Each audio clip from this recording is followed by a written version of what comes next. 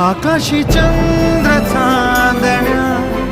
तोडून मी का आणल्या,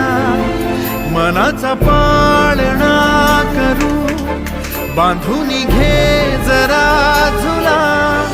डोळ्यात तूच साजणी सुखाचा स्पर्श तू नामा, तुझ्या विना उरेन अर्थ जीवना,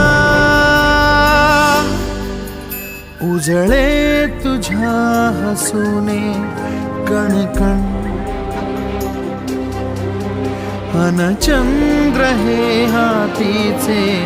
काकण.